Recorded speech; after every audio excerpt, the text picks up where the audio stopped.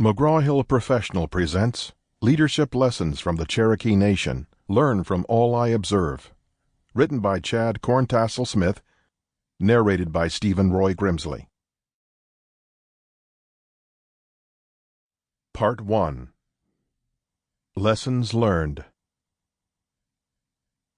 Cherokee Nation Sovereignty. 1721. The Cherokee Nation signs its first treaty with Great Britain for cession of land in South Carolina. This was the first of 10 treaties with Great Britain and 13 more with the United States, involving 81 million acres of land and rights. 1830. The Indian Removal Act allowed the U.S. President to exchange lands of the Indians of the Southeast for U.S. lands in Indian Territory, Oklahoma. 1832.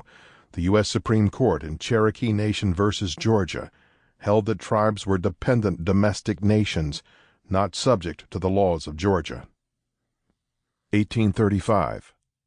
The Treaty of New Echota was signed, forcibly removing Cherokees from their homes and creating the Cherokee Trail of Tears, in which 4,000 of 16,000 Cherokees died in 1838 and 1839. 1866. The federal government extracted a retribution treaty in which the Cherokee Nation gave up rights for railway easements, land, and citizenship for non-Cherokees. 1898. The United States set out to forcibly assimilate the Cherokee people via the allotment policy. The government liquidated the assets of the Cherokee Nation, stripping away inherent powers and creating a state around the nation's territory.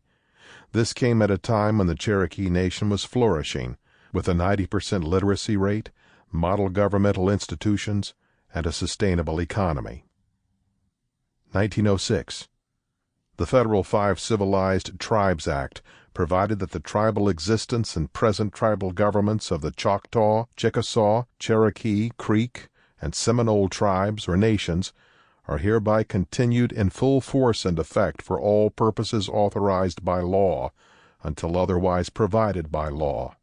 Five Civilized Tribes Act of 1906, Section 28. 1906.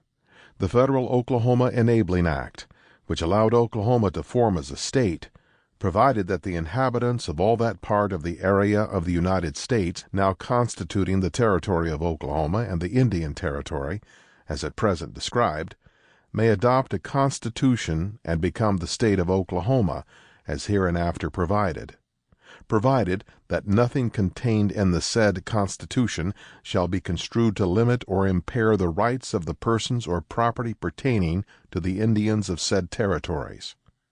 However, the Bureau of Indian Affairs completely took over the affairs of the Cherokee Nation in what one federal judge in a 1975 case described as bureaucratic imperialism. 1917. The U.S. President began appointing the principal chief of the Cherokee Nation in order to execute allotment deeds. 1928. The Merriam Report revealed that the allotment policy was a failure and had resulted in vast amounts of tribal lands lost and that Indians were poorer than ever. By 1920, the Cherokees had lost 90% of their trust in restricted land and were driven into a cash economy. 1936. 50% of Cherokees left Oklahoma during the Depression looking for work. The Grapes of Wrath was populated by Cherokees. U.S. Highway 66 became an economic trail of tears. Many died of starvation, even though Oklahoma was one of the richest states in the Union due to oil production. 1941. American Indians, including Cherokees, had the highest enlistment and wartime decoration rate of any ethnic group in American history. Participating in the war increased assimilation, and fewer Cherokee families taught their children the Cherokee language. 1949. W. W. Keeler, President and CEO of Phillips Petroleum, was appointed principal chief by President Truman. The predominantly Cherokee Adair County, Oklahoma, was the second poorest county in the United States. 1968. The Cherokee Sample complete. Ready to continue?